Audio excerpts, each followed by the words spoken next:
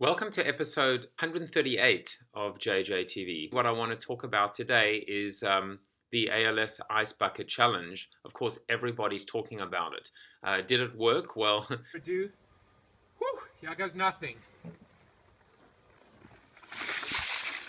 Ah. Ah.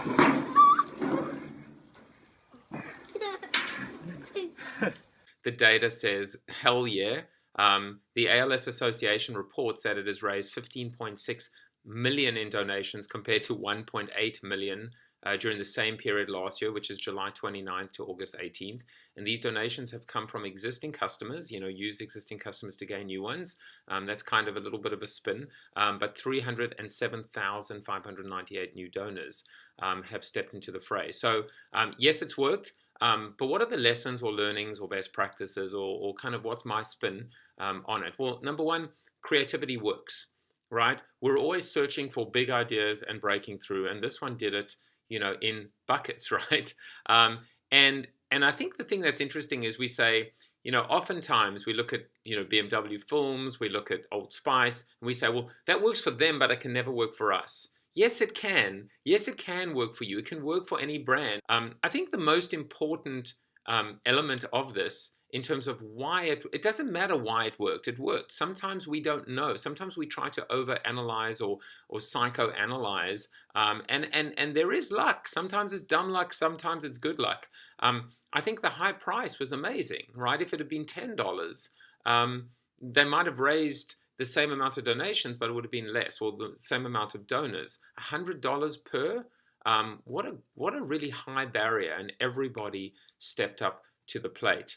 Has it jumped the shark? Who cares? I mean, I think part of the element is the fact that everyone's kids are doing it now. It's kind of taken a little bit of the seriousness out of it. I mean, we're having kids do it almost as a gimmick. Do they really know what ALS is? Should they know what it is? Doesn't matter.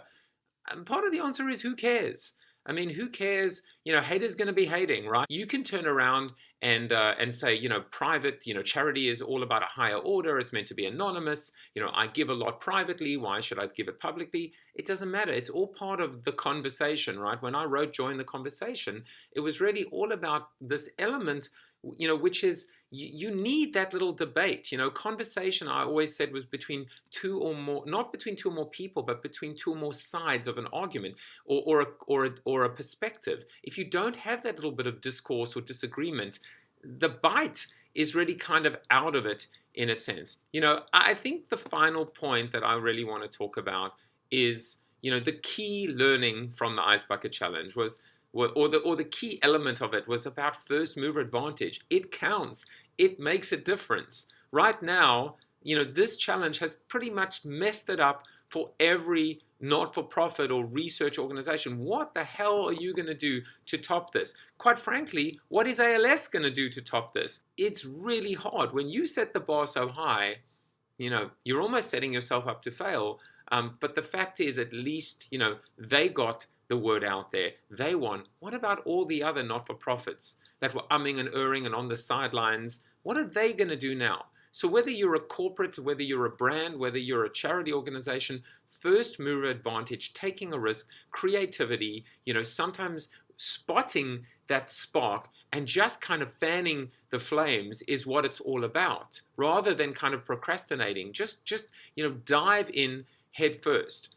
So yes, they've kind of messed it up for everybody else, but I just want you to remember, that they're not the first charity or the first kind of not-for-profit or first research-based awareness and fundraising. I don't want to call it a stunt. Just think of like Adam Garone in Movember. First mover advantage counts so much, but it doesn't mean it cannot be done differently or done again. Again, you might have looked at Movember thinking, how on earth are we ever going to beat that or emulate that or imitate that? So I think, this has been a great kind of learning for us as practitioners, but it should never take away from the real, cause, raising awareness, and raising money for a really, for a disease that has no cure and for an incredibly good cause.